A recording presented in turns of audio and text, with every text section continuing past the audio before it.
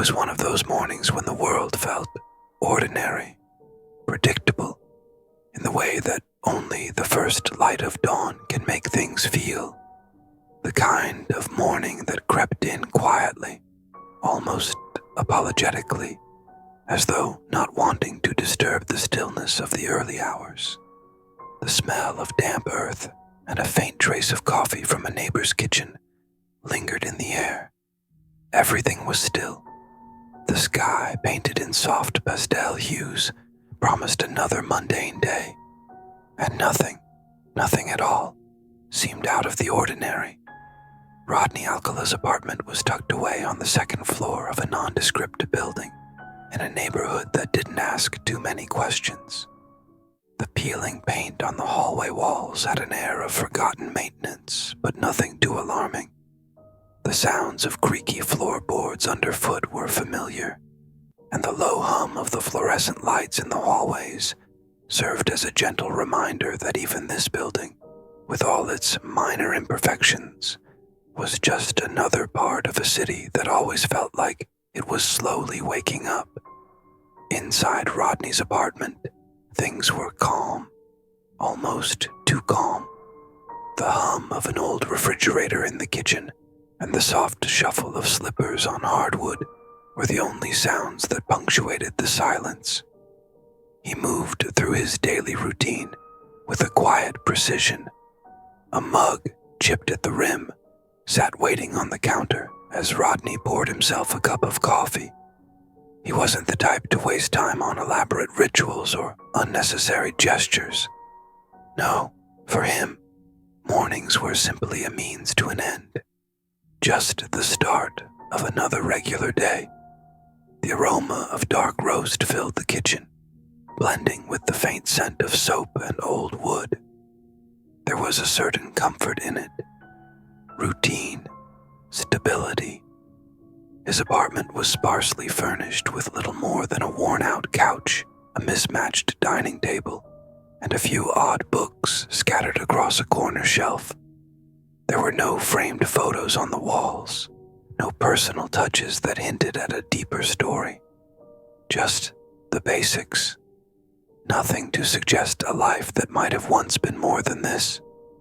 Perhaps there had been a time when the apartment felt warmer, more alive. But now it simply existed, like a shell of something that had once been.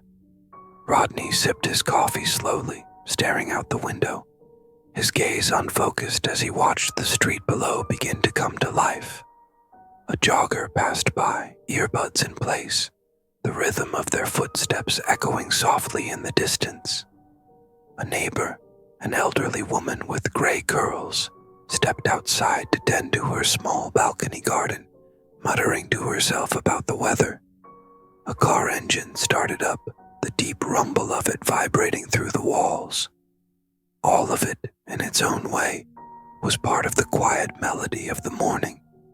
Unremarkable. At least, that was how it seemed on the surface. Rodney's gaze lingered a little longer on the street. He was a man who often observed, though not in any overtly strange way, just as a part of his routine. He had lived here long enough to know the rhythms of the neighborhood, the people who came and went, the ones who stayed too long, and the ones who were gone before you had time to notice. The mailman came next, dragging a worn leather satchel that looked older than Rodney himself. He was a fixture of the mornings here, delivering letters and packages with the same methodical pace every day. His knock was light but certain, followed by the rustling of envelopes as Rodney opened the door to collect his mail. "Morning," the mailman said, barely looking up as he handed over the small stack of letters. "Thanks," Rodney replied, his voice low but polite. As he sorted through the envelopes, bills, junk mail, a postcard from someone he didn't recognize, Rodney's fingers brushed against something a little different. A thick, official-looking letter, sealed in a way that made it stand out among the rest. It didn't have a return address, and the typeface on the front was bold but impersonal. He frowned for a moment, studying it, before slipping it into his pocket. It wasn't unusual for something to come his way, of course. He was just like everyone else after all, a man with a life that ran in predictable loops. But there was something about the way that letter felt, something cold and weighty, that left him with the faintest prickling at the back of his neck. Rodney dismissed it, chalking up the feeling to the unease of too much caffeine or an overly quiet morning. For the rest of the day, he moved through his routine with little deviation. He spent hours at the small art studio where he worked, the space tucked between two larger, much more polished buildings on a street that was only ever busy during lunch hours. He worked on a painting that was never really meant to be finished, a collection of hazy, indistinct shapes, shadows that didn't quite resolve themselves into anything coherent. Lunchtime came and went, and as he ate a sandwich alone at his work desk, his thoughts were, as usual, unremarkable. Just the passing thoughts of a man who had learned to live in the spaces between jobs, between people, between any real sense of connection. The evening crept in slowly. Another round of familiar routines. Dinner from the same takeout place he had been ordering from for years. A bit of television. And then silence. The kind of silence that filled a room, not because it was peaceful, but because it was empty.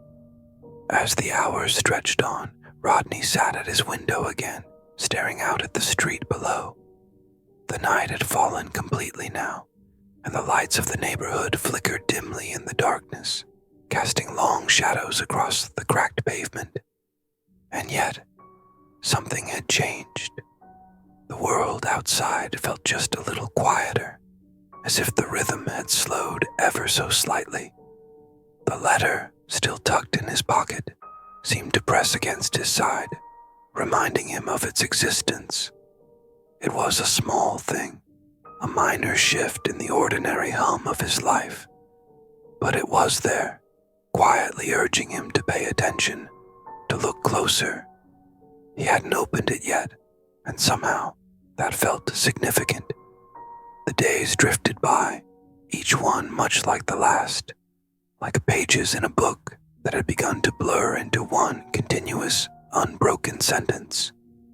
Rodney had developed a certain comfort in this rhythm, the kind of comfort that can only come from living in a routine long enough for it to feel like part of your bones. There was the steady hum of his studio, the quiet conversations with the occasional visitor, usually someone who simply wanted a painting, but didn't care enough to ask what the artist thought of it. Rodney, for his part, didn't mind. He didn't need those kinds of questions. He was a man who could move through his days without needing to explain himself. His work, whatever it was, stood on its own. The subtle movements of brush on canvas, the strokes that only he could decipher, they were enough. The letter, though, remained unopened. Each time Rodney passed it, tucked carefully into the front pocket of his jacket, it seemed to grow heavier. Not in a physical sense, of course. Paper doesn't have weight like that. But in the way an unwelcome thought lingers, its presence something you can feel, even if you don't acknowledge it. He'd glance at it occasionally, only for his fingers to hesitate, a small jolt of uncertainty prickling at his skin. He had considered opening it, just once, but something stopped him. Not fear, exactly. More like hesitation, an almost polite reluctance to break the quietude he had carefully curated. After all, it could be anything. A form letter, another bill, perhaps something unimportant. But then again, it could be something else. A sign, maybe. Or a message. Rodney wasn't sure. He'd never been the superstitious type, but the letter felt too deliberate to ignore completely. He had no reason to suspect that it meant anything out of the ordinary. No reason at all. But he didn't open it. That was the way of things for a while. Days went on like this, Rodney working in his studio, moving through the motions of daily life, each hour melting into the next, like a slow burn of something inevitable. His evenings were spent in quiet solitude, often with a book, or sometimes just staring out of the window, watching the world outside transform under the dim glow of streetlights. But one Thursday evening, something felt different. Rodney hadn't noticed it at first. There was no obvious change, no sudden crack of thunder or gust of wind. It was more subtle than that.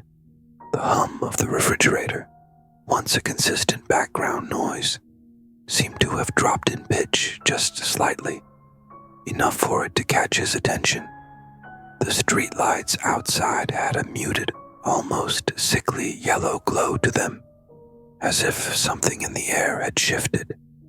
The usual sounds of the neighborhood, the rustle of leaves in the wind, the distant barking of a dog, felt muted, like they were being swallowed by something unseen. Rodney sat in his kitchen, coffee mug in hand, staring down at the letter again. It sat on the counter exactly where he'd left it 2 days ago. Its presence was still wrong, in a way he couldn't articulate. But he was too used to these moments of hesitation to question it outright. For some reason, tonight felt different. The clock on the wall ticked a little louder than usual, each second stretching out just a bit longer than it had the night before. He could feel the stillness of the apartment, that suffocating quiet pressing against him from every side. The room felt too small, too close, like it was closing in around him. He turned back to the letter. He couldn't remember exactly when it had started, but somehow, over the past few days, he had developed the sensation that the letter was waiting for him to act, to open it. It had started off as a vague feeling, but now it seemed almost palpable, like it had taken on a presence of its own, like the envelope was watching him, urging him to make the choice.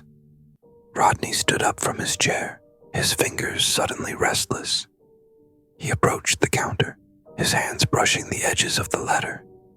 He didn't know why he was so hesitant, why the mere act of opening it had become this drawn-out ritual. There was nothing dangerous about it, surely. It was just paper. But even as his fingers wrapped around the edges of the envelope, he hesitated once again. And then, the phone rang. The sudden sound cut through the silence like a knife. Rodney jumped, nearly dropping the letter in the process. His heart gave an uneasy thud, and for a split second, he felt a flash of something, a sensation that he couldn't quite place. Was it relief, or just the abruptness of the interruption? He exhaled, his chest tight. He hadn't been expecting a call, but somehow he was relieved for the distraction. He moved quickly to the phone, picking it up with a practiced hand. "Hello?" His voice felt foreign to his own ears, quieter than usual. "Rodney." The voice on the other end was low, calm, but there was a distinct edge to it, something not quite right. "Yes," Rodney replied, his grip tightening on the receiver. "You don't know me," the voice continued, "but I think you need to listen to me. This is important." Rodney froze. A strange chill crept up his spine. The words, their weight, seemed to hang in the air. The person on the other end didn't wait for him to respond. "You've received something, haven't you?" the voice asked, its tone too knowing, too deliberate. Rodney's mind raced. He glanced down at the envelope, still resting on the counter. "Who is this?" he asked, his voice tightening. "I said you don't know me," the voice replied, now sounding almost amused. "But I know you, Rodney. I know exactly what you've been avoiding." Rodney's pulse quickened, but before he could say another word, the line went dead. The silence after the click was suffocating, louder than anything he had ever heard. He stood there, the phone still pressed to his ear, staring at the letter, at the single unopened envelope that had, for some reason, just become impossibly heavy. The phone call left a lingering taste in Rodney's mouth, like something bitter that he couldn't quite spit out. The abruptness of it had shaken him, but there was more than just that. Something in the tone of the voice, the ease with which it had suggested it knew him. He hadn't recognized it, but it had known him, hadn't it? That much was undeniable. The words it spoke felt too personal, too precise. Rodney stood there for a long time, the receiver still pressed against his ear, as if he were waiting for it to ring again, though he knew it wouldn't. He slowly lowered the phone to its cradle, his fingers trembling slightly, but not enough to make it obvious. He had spent years in this apartment, in this quiet life, and never once had he felt the prickling sensation of being watched. At least, not like this. The letter sat there, untouched. It seemed to grow heavier with each passing second, a silent challenge daring him to open it. Rodney had almost forgotten about it until now, until the voice on the phone, until the unsettling familiarity in those words. He stared at it, his eyes narrowing as if willing the envelope to reveal something. The room had grown colder, or maybe it was just him. The heat from the kitchen stove had dissipated some time ago, and he hadn't bothered to turn it back on. The silence in the apartment now felt thick, like it was holding its breath, waiting for him to do something, anything. The tick of the clock on the wall was louder than before, each second stretching longer than the one before. Rodney sat down, the edges of the chair creaking under his weight. He hadn't felt it earlier, but now the room seemed a little smaller. The walls, though they were just the same as always, seemed a little closer, their weight pressing in on him, like they were closing in slowly, almost imperceptibly. He rubbed his eyes, forcing himself to focus. It was just an old building. It was nothing more than that. And yet, it didn't feel like nothing anymore. The quiet had become too deep, too complete. The hum of the refrigerator seemed distant now, almost like it wasn't there at all. The usual sounds of the neighborhood, distant chatter, the soft hum of car engines, were gone. Rodney rose and walked to the window, his footsteps soft against the hardwood floor. He looked outside, but the street was darker than he remembered. The street lights blinked on and off in a slow, almost deliberate rhythm, as if they were struggling to stay lit. The world outside seemed to be pulling further away, as if retreating into a fog that hadn't been there just moments ago. His hand brushed the cold glass of the window. He felt a sudden, strange impulse to check the hallway outside his apartment, to glance down into the shadows that stretched across the cracked tiles of the corridor. But he stopped himself. It didn't make sense. It was just the phone call, just his mind playing tricks on him. That's all. He turned back to the counter, where the letter still waited, as though it had grown impatient in his absence. His pulse quickened again, not from fear, but from something else. A tightening in his chest, the creeping sensation that something was very slightly out of place, but just beyond the edge of his perception. The clock ticked again, and again, louder each time. Rodney took a deep breath. He had always considered himself a man of logic, of patience. He didn't believe in things like coincidence or fate. He had lived his life on his own terms, making decisions, small ones, that had led him to this very moment. There was no reason to think this letter, this odd, out-of-place letter, was anything more than what it appeared to be. Just another piece of mail. But something about it gnawed at him.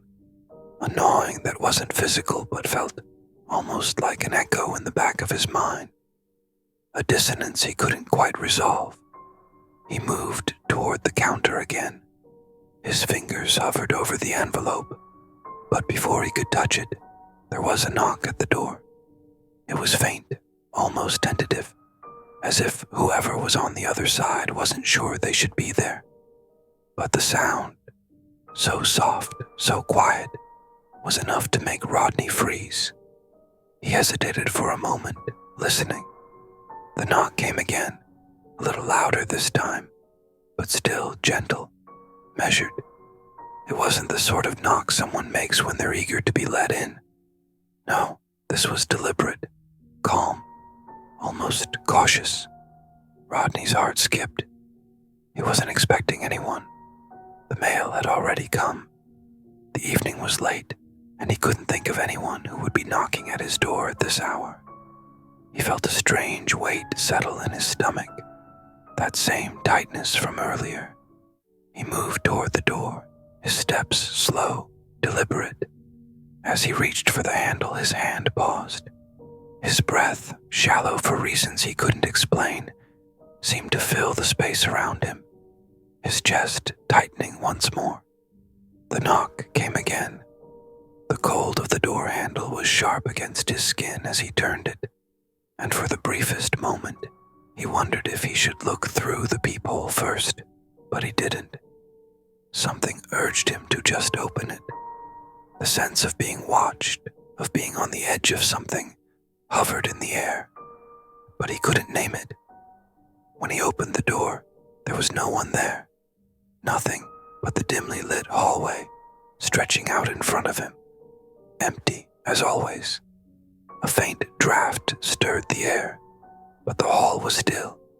No footsteps, no one. Just the steady rhythmic buzz of the overhead light, flickering, casting long, uncertain shadows along the cracked floor. Rodney stood there for a long moment, his pulse hammering in his ears. He scanned the hallway, his eyes drawn to the quiet corners, the doorways of the other apartments. But nothing moved. It was just the wind, he told himself. It had to be. A gust that had shifted something in the building, the kind of thing that happened when the temperature dropped. That's all. But even as he closed the door and turned back to his apartment, Rodney felt something else. A tug in the pit of his stomach, a pull that seemed to draw him toward the counter again, toward the letter. His fingers brushed against the paper once more. It was heavier than before, he was certain of it now. It was as though it had gained some weight in his absence, almost as if it were waiting for him, in the same way the silence outside had waited, or the knock that had faded into nothing. Rodney hesitated. The apartment seemed to hold its breath again. And then, with a slight tremor in his hand, he reached for the envelope. The phone call left a lingering taste in Rodney's mouth, like something bitter that he couldn't quite spit out. The abruptness of it had shaken him, but there was more than just that. Something in the tone of the voice, the ease with which it had suggested it knew him. He hadn't recognized it, but it had known him, hadn't it? That much was undeniable. The words it spoke felt too personal, too precise. Rodney stood there for a long time, the receiver still pressed against his ear, as if he were waiting for it to ring again, though he knew it wouldn't. He slowly lowered the phone to its cradle, his fingers trembling slightly, but not enough to make it obvious. He had spent years in this apartment, in this quiet life, and never once had he felt the prickling sensation of being watched. At least, not like this. The letter sat there, untouched. It seemed to grow heavier with each passing second, a silent challenge daring him to open it. Rodney had almost forgotten about it until now, until the voice on the phone, until the unsettling familiarity in those words. He stared at it, his eyes narrowing as if willing the envelope to reveal something. The room had grown colder, or maybe it was just him. The heat from the kitchen stove had dissipated some time ago, and he hadn't bothered to turn it back on. The silence in the apartment now felt thick, like it was holding its breath, waiting for him to do something. Anything. The tick of the clock on the wall was louder than before, each second stretching longer than the one before. Rodney sat down, the edges of the chair creaking under his weight. He hadn't felt it earlier, but now the room seemed a little smaller. The walls, though they were just the same as always, seemed a little closer, their weight pressing in on him, like they were closing in slowly, almost imperceptibly. He rubbed his eyes, forcing himself to focus. It was just an old building. It was nothing more than that. And yet, it didn't feel like nothing anymore. The quiet had become too deep, too complete. The hum of the refrigerator seemed distant now, almost like it wasn't there at all. The usual sounds of the neighborhood, distant chatter, the soft hum of car engines, were gone. Rodney rose and walked to the window, his footsteps soft against the hardwood floor. He looked outside, but the street was darker than he remembered. The street lights blinked on and off in a slow, almost deliberate rhythm, as if they were struggling to stay lit. The world outside seemed to be pulling further away, as if retreating into a fog that hadn't been there just moments ago. His hand brushed the cold glass of the window. He felt a sudden, strange impulse to check the hallway outside his apartment, to glance down into the shadows that stretched across the cracked tiles of the corridor. But he stopped himself. It didn't make sense. It was just the phone call, just his mind playing tricks on him, that's all. He turned back to the counter where the letter still waited, as though it had grown impatient in his absence. His pulse quickened again, not from fear, but from something else. A tightening in his chest, the creeping sensation that something was very slightly out of place, but just beyond the edge of his perception. The clock ticked again, and again, louder each time. Rodney took a deep breath. He had always considered himself a man of logic, of patience. He didn't believe in things like coincidence or fate. He had lived his life on his own terms, making decisions, small ones, that had led him to this very moment.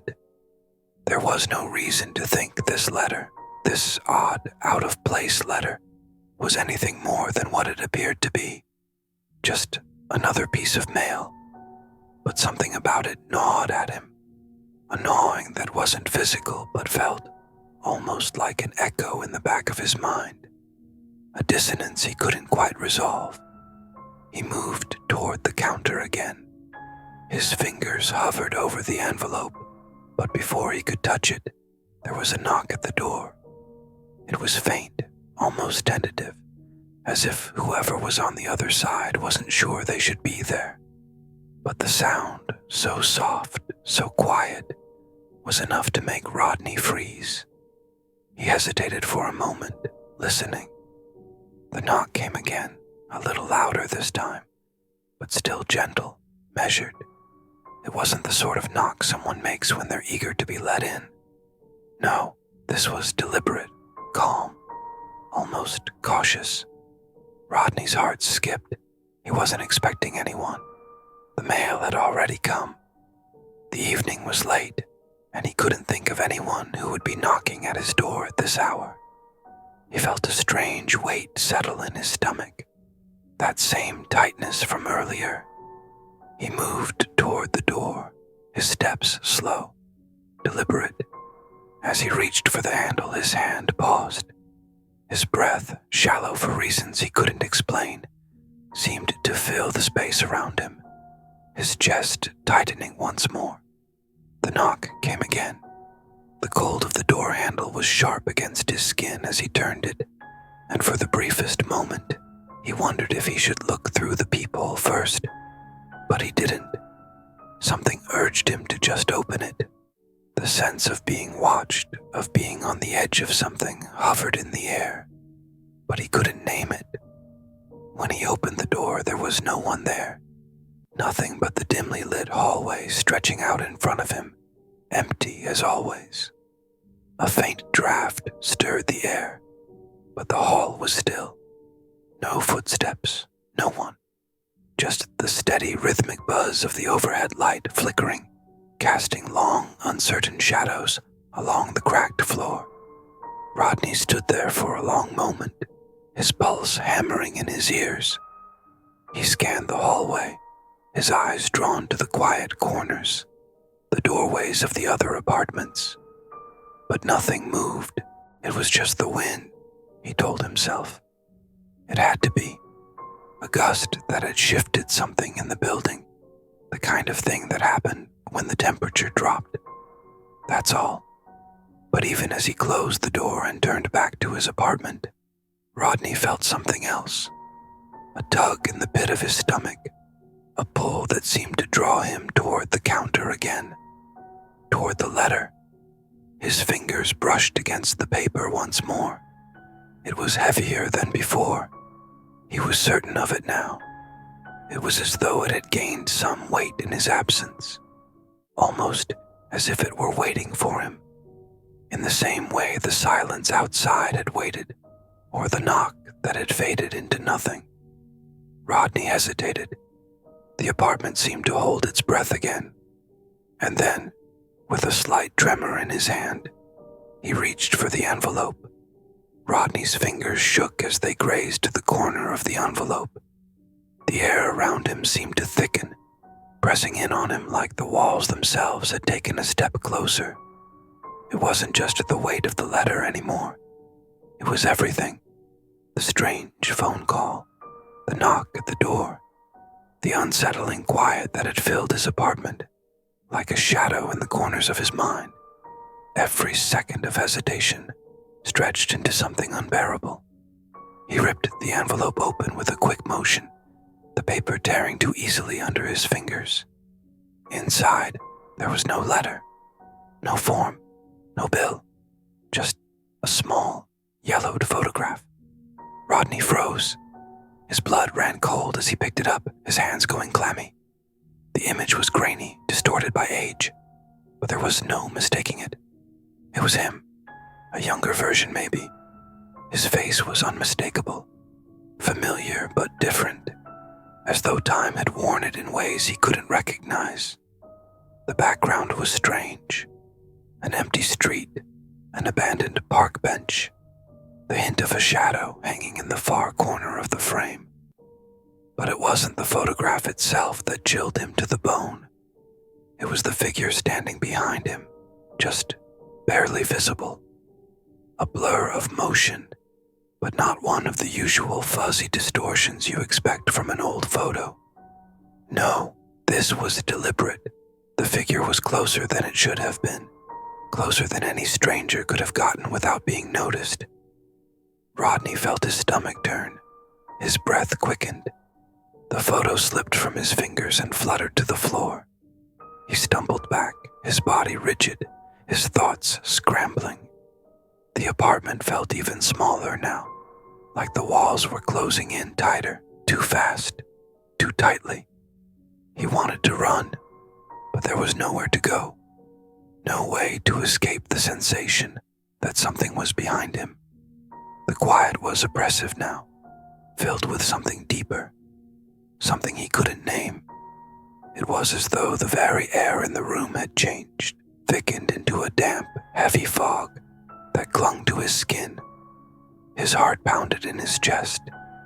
He was sweating, but the temperature had dropped, and he felt as if he were suffocating in the coolness that now filled every inch of the apartment. Rodney took a slow, shuddering breath, his eyes darting to the windows, the door, the corners of the room. His mind screamed at him to move, to get out, but his legs felt like lead, rooted to the spot. It was all wrong. Then came the whisper, a sound so soft, so faint, that for a moment Rodney thought it might have been his imagination. He stiffened, straining to hear it again. The whisper came again, this time clearer, though still quiet. A voice, almost a murmur, as though someone was speaking just out of range, just behind him. He spun around. Nothing. The room was exactly as it had been. No one there. But the feeling of something, someone, was unbearable now. A presence hanging in the air, like a heavy fog. Rodney's breath caught in his throat as the temperature in the room dropped again, sharply, the chill creeping into his bones. The flickering light from the hallway beyond seemed to pulse in the corner of his vision, and for a moment he swore he saw a shadow moving there, stretching across the floor and up the walls, too large, too quick. His pulse thudded in his ears. He could hear his breath now, shallow, desperate, and then the faintest sound of a footstep. It came from behind him, slow, deliberate, like the weight of it was being measured. It was light, almost inaudible, but Rodney could feel it. He could feel the shift in the air. The hair on the back of his neck stood on end as the whisper came again, closer this time, a faint brush against his ear. Rodney. It was a voice that didn't belong to anyone he knew. It wasn't deep or threatening or angry. It was cold, empty, and it knew him. Rodney's heart hammered in his chest, each beat echoing in his skull. He couldn't move. He couldn't speak. His body was frozen, trapped in the moment. The space between the seconds stretched on, and he felt as though he were suffocating in it. The air around him thickening, pressing in on him from all sides. His eyes scanned the apartment once more. The corners of the room seemed darker now, the shadows deepening as if they were pooling and shifting, moving in ways they shouldn't.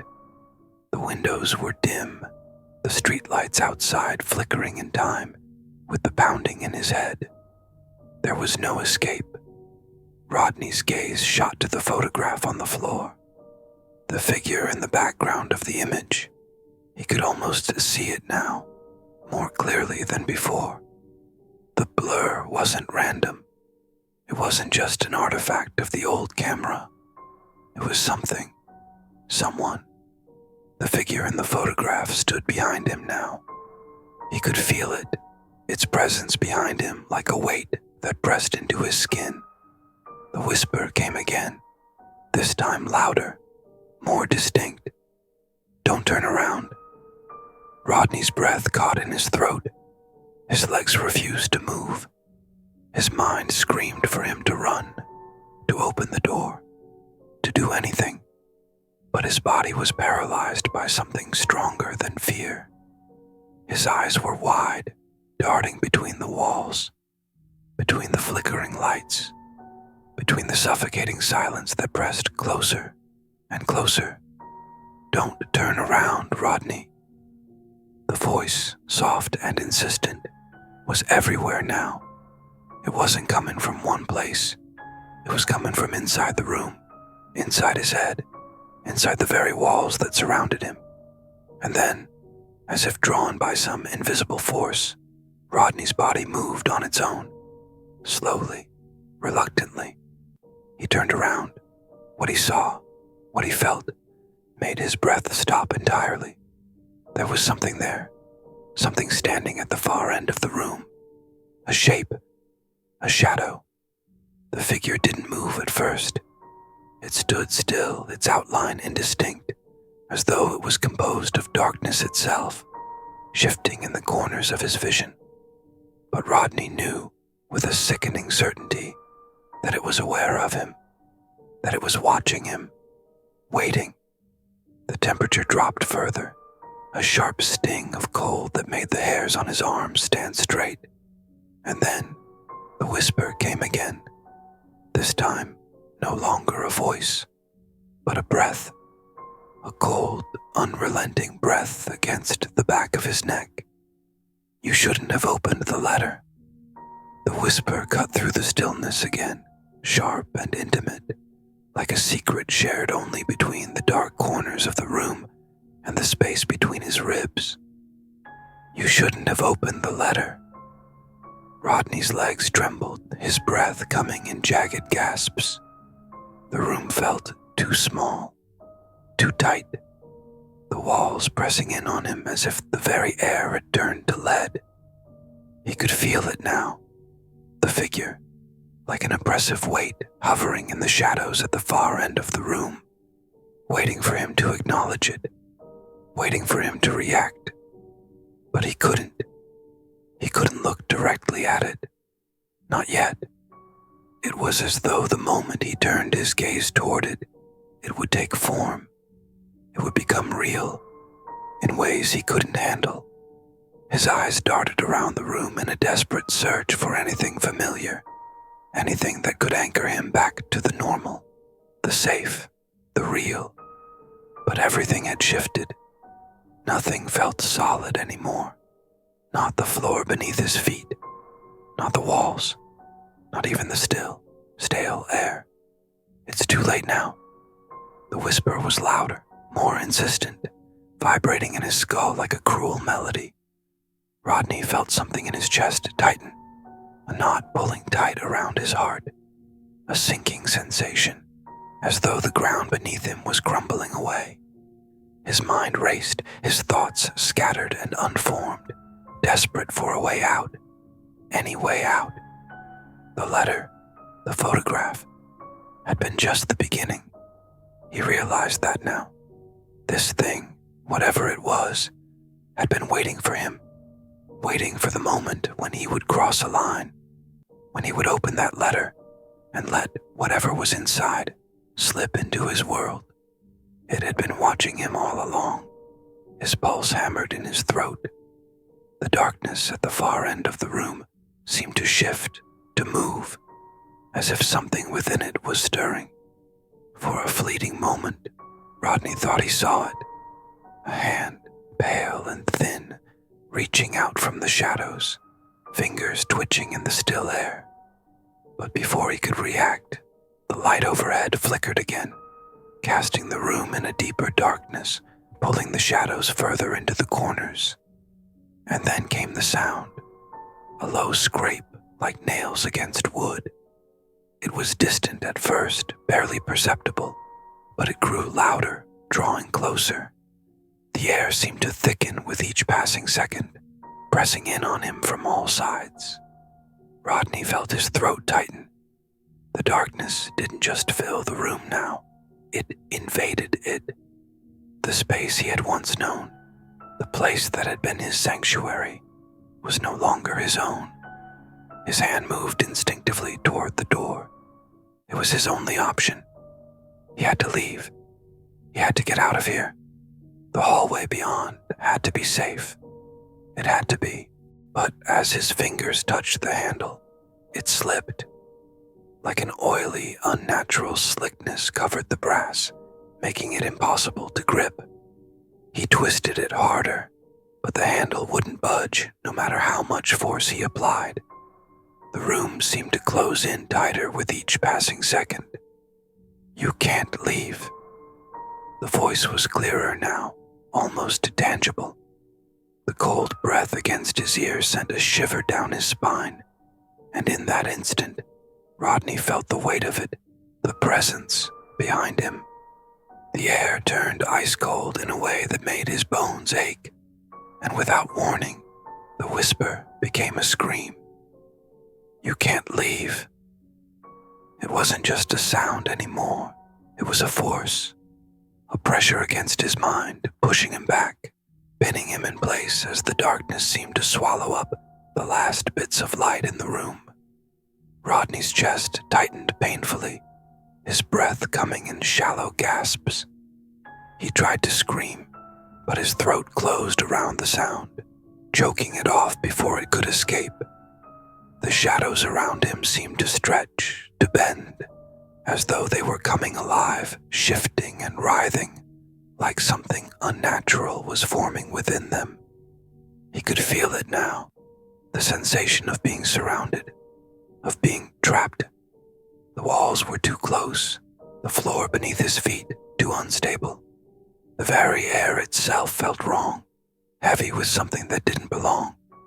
The scraping noise came again, louder now, more frantic. Something was moving in the dark. Rodney's breath caught in his throat, and his pulse thrummed in his ears like the sound of distant thunder. He could feel the cold creeping toward him, inch by inch, until it was suffocating, until it filled every corner of the room. And then he saw it. The shadow at the far end of the room twisted, elongated, and suddenly it was no longer just a shadow. It took form, a figure rising from the floor like a puppet, strings being pulled by some unseen hand. It was tall, impossibly tall, its outline jagged and disjointed, as though the very essence of it was wrong, malformed, unnatural. Rodney's breath stopped completely as the figure's head snapped toward him. Its eyes, if you could call them eyes, glowing with a sickly yellow light that seemed to pierce through him, through everything, as though it could see every part of him, every inch of his fear. He couldn't move. He couldn't breathe. His limbs felt frozen in place, paralyzed by the sheer weight of the thing that stood before him. "You shouldn't have opened the letter." The voice was no longer a whisper. It was a command, a guttural sound that filled the room, reverberating through the walls, through his bones. Rodney's vision blurred as his mind struggled to comprehend the creature in front of him, the thing that shouldn't have existed, the thing that was never meant to cross over into this world. The figure moved toward him, slow and deliberate, its movements jerky, unnatural. Each step it took caused the shadows around it to writhe and twist, as though the very air was being reshaped by its presence. Rodney's heart thudded violently in his chest, the sound so loud in his ears that it drowned out everything else. He felt the weight of it, the pressure of it on his skin, like 1,000 invisible hands pressing in from all sides. "You're mine now," the voice said, low and echoing, reverberating in his skull.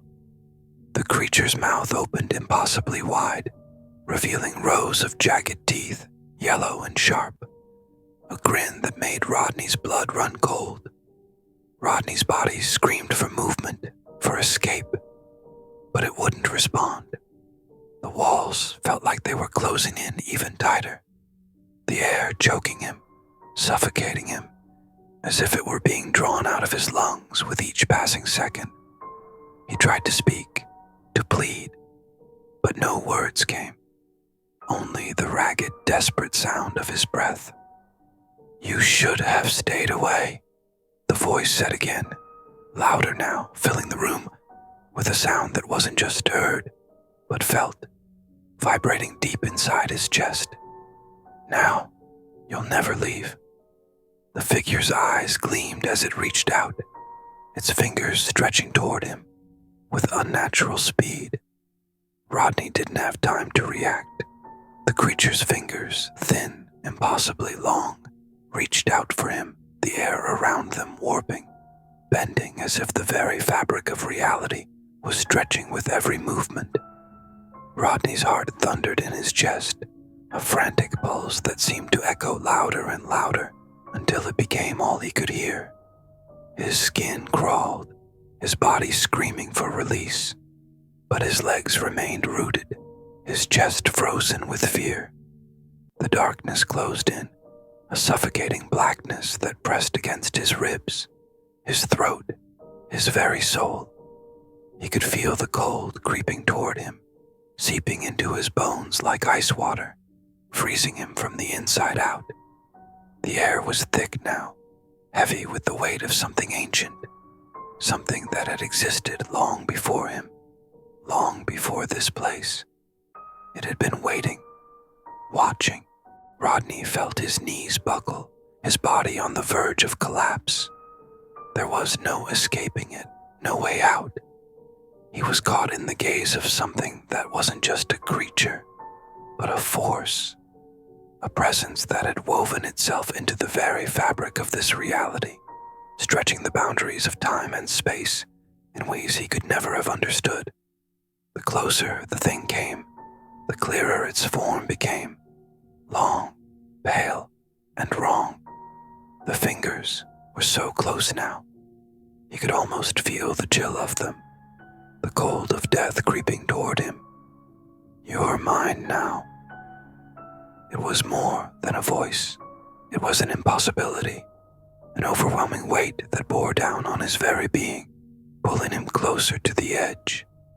And then, as if in response to some distant call, the air shifted.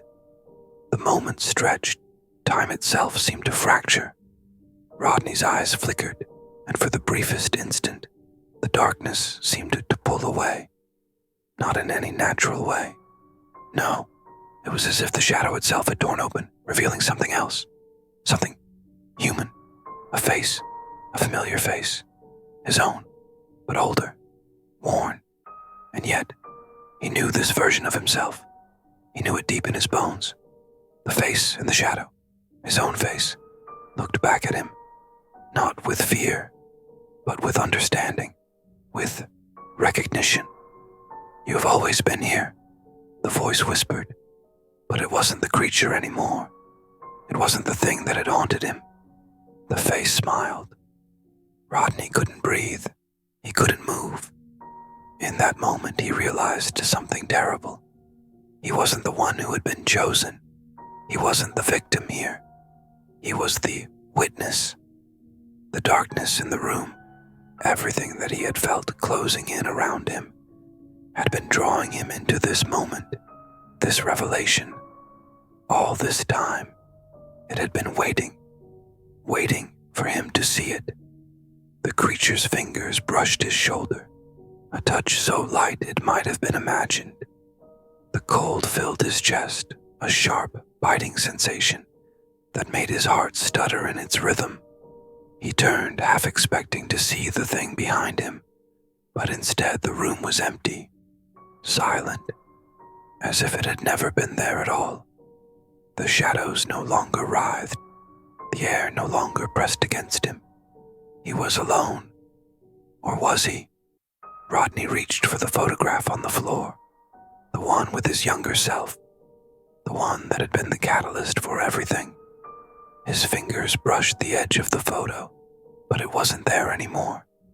Instead, a cold, blank piece of paper lay in its place. The edges were frayed, as if it had been torn from something larger, something important. His mind raced, trying to catch up with the strange, sudden shift. Was it all a dream? Was he still trapped somewhere in that nightmare? Or had something else happened entirely? There was a sharp crack, a sound like a twig snapping underfoot. Rodney turned, his heart leaping into his throat. In the doorway, just beyond the threshold, was a figure. A tall figure cloaked in darkness, the outline too familiar, too impossible to ignore. He didn't need to see its face to know who it was. It was him, the older version of himself, the version in the shadow. The face smiled again, but this time it wasn't the same knowing smile. No, this time it was different. It was hollow. Rodney took a step back, his breath coming too fast, his thoughts in a frenzy. Then, slowly, the figure raised its hand. It pointed at him. "It's your turn now," the voice said. But this time, it wasn't an echo. It was his own voice. The same words, but different. Empty. Hollow.